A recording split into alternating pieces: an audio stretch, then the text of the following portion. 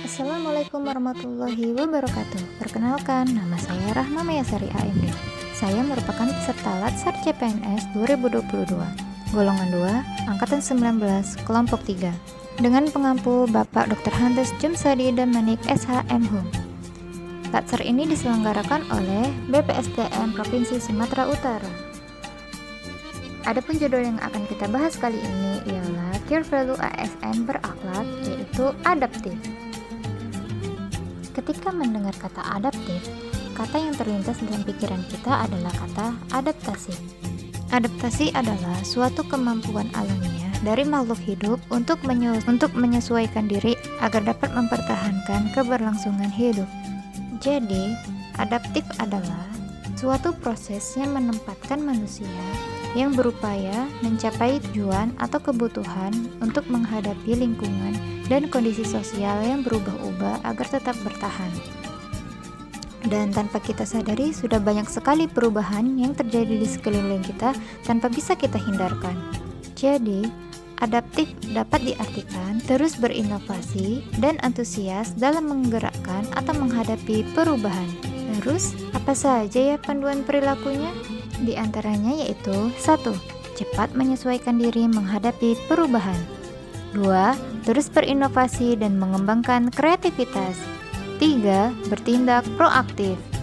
Berikut ini merupakan contoh adaptif di lingkungan unit kerja saya di Rumah Sakit Umum Daerah Dr. Pirngadi, Kota Medan.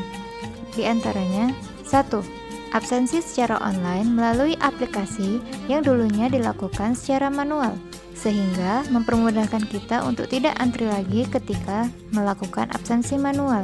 Dengan absensi online, mempermudahkan juga dalam merekap data kehadiran. Contoh kedua yaitu, seperti pelatihan dasar CPNS yang sedang saya ikuti saat ini, melalui web learning dan Zoom meeting atau pelatihan yang dilakukan secara online. Dikarenakan adanya pandemi COVID-19 saat ini, pelatihan dasar dilakukan secara daring.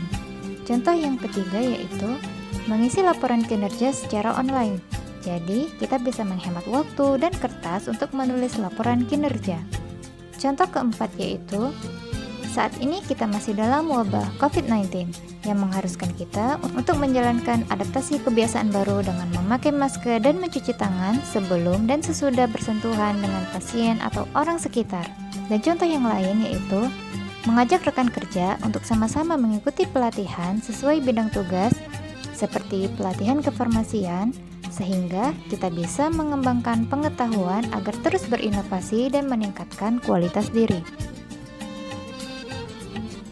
Saya, Rahma Mayasari AMD, sebagai terampil asisten apoteker di instalasi farmasi rawat jalan Rumah Sakit Umum Daerah Dr. Pirngadi, Kota Medan, akan terus berinovasi dan antusias dalam menggerakkan atau mengatasi perubahan. Sampai jumpa di video selanjutnya. Terima kasih.